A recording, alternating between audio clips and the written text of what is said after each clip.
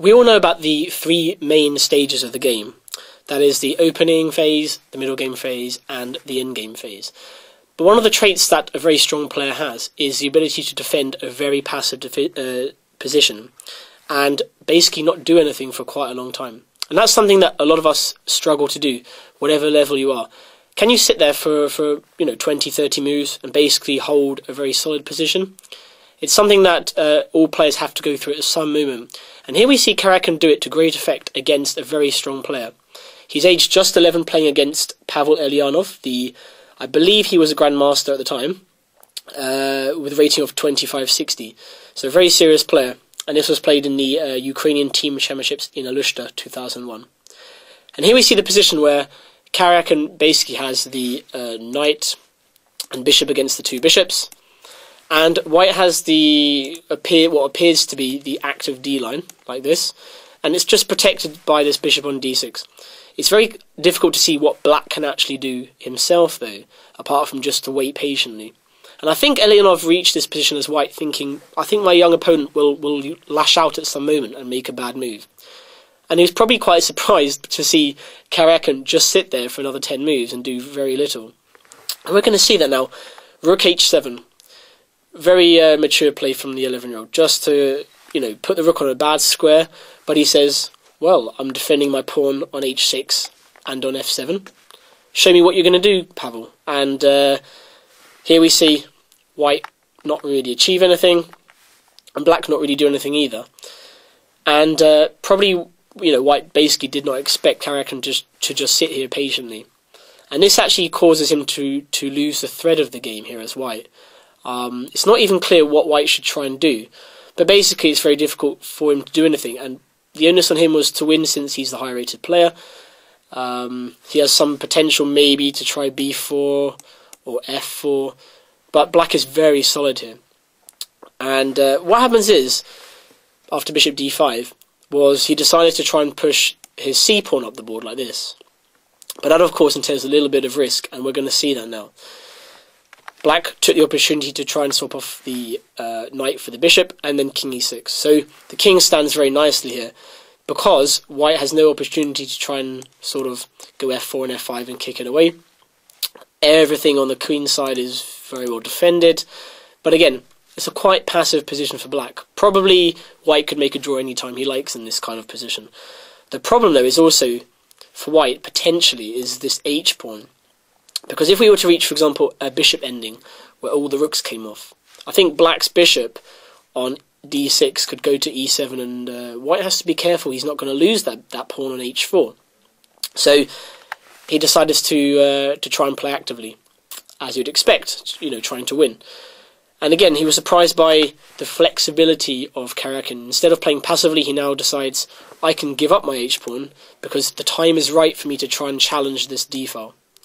So, for example, if c5, bishop e7, only move to protect the rook on d8, both sides could swap off the h-pawns, maybe bishop back to e3 to defend f2. The position is roughly equal, I would say. All the rooks could be exchanged off and it could be a draw. But as we said, Eljanov is white, much higher rated player. He's rated 300 elo above his opponent, his young opponent.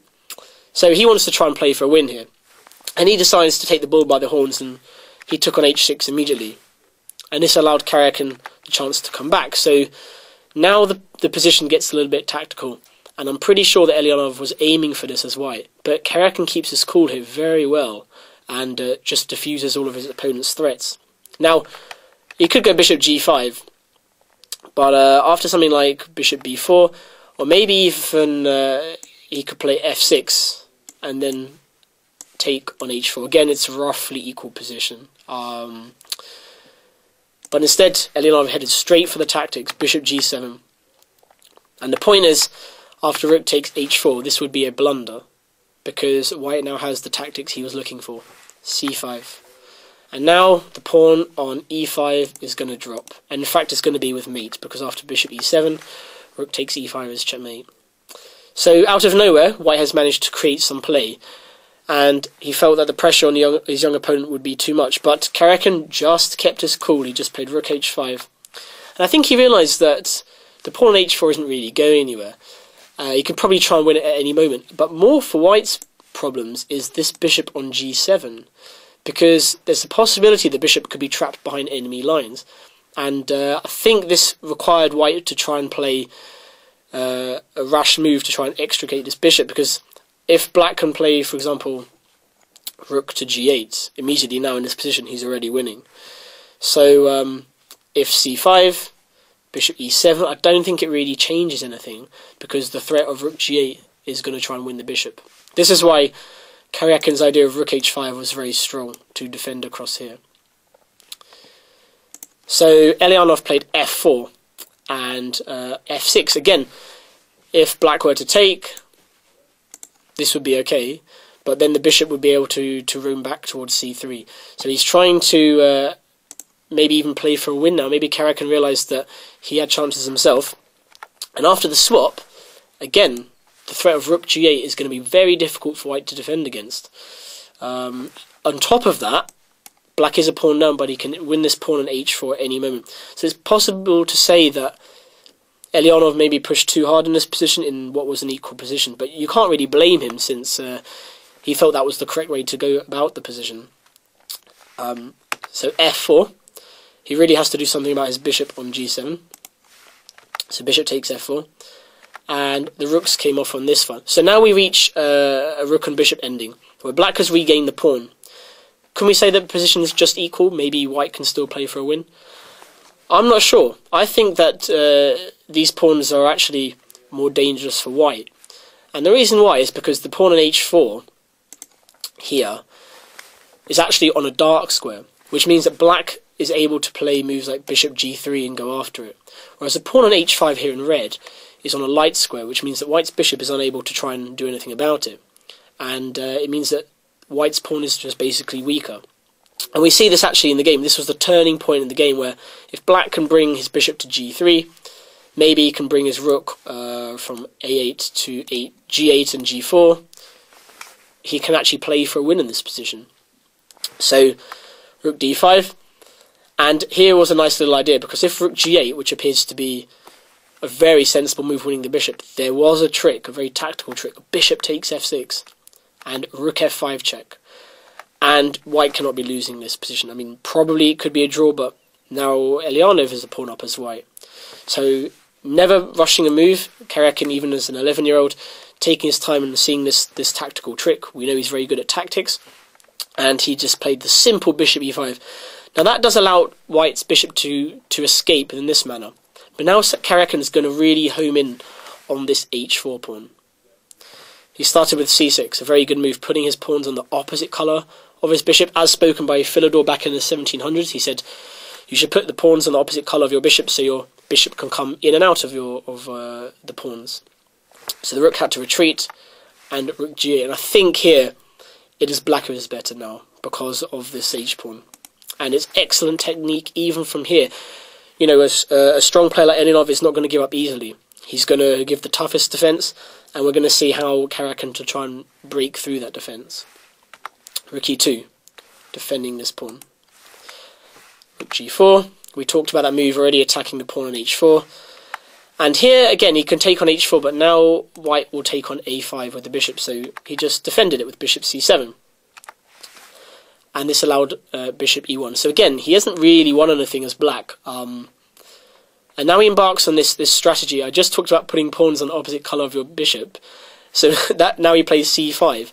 Well, what Karjakin wants to do is play b6, and that would defend all of his pawns on the queen side. And then he's going to go after the h-pawn. And the way he's going to do that is to play bishop g3. So very technical here, and very excellent endgame play, basically. No risk really for black involved, because the worst he can do is probably draw. And here we see him fulfill his plan, bishop g3. It's going to be very difficult for white to defend the pawn. I think if he takes the bishop, we're just going to reach a rook ending like this, where something like rook h3 and the pawn is lost. So very difficult defence for white now. So I think after bishop g3, bishop c3, but now he lost the pawn. Still a lot of work to be done. And we're going to see how Karjakin manages to convert this advantage. Another good move, and the king has to move away from an e-pawn, because if he goes king e3, I'm sure you can all see a discovered check here, a winning discovered check, rook h4 check, attacking the rook on h2. So the king had to move away.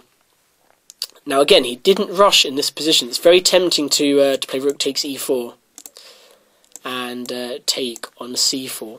But Karjakin noticed the characteristics of the position, and he saw that he can even just save his h-pawn. That pawn on e4 is not running away.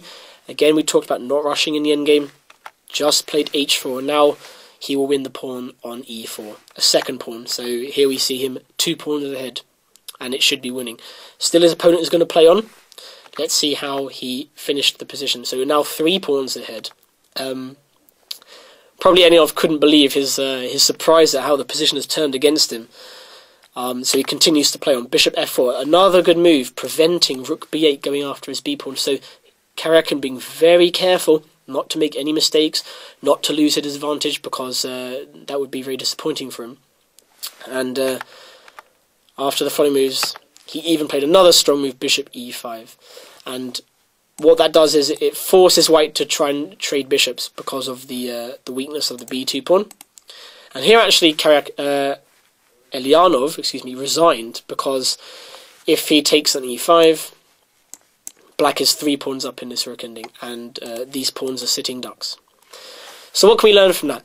Well, I think it was a breakthrough moment for Karjakin in this game, because he beat such a strong player. But it was the manner and the way he did it, as such a young player, to show such maturity in waiting, playing very defensive, solid moves, and not rushing, not sort of getting worked up about the position. And he took his chance when it arrived. So excellent play from Karjakin, and I think we're starting to see from his young career, just how good a talent he is, and we're not surprised where he's ended up now.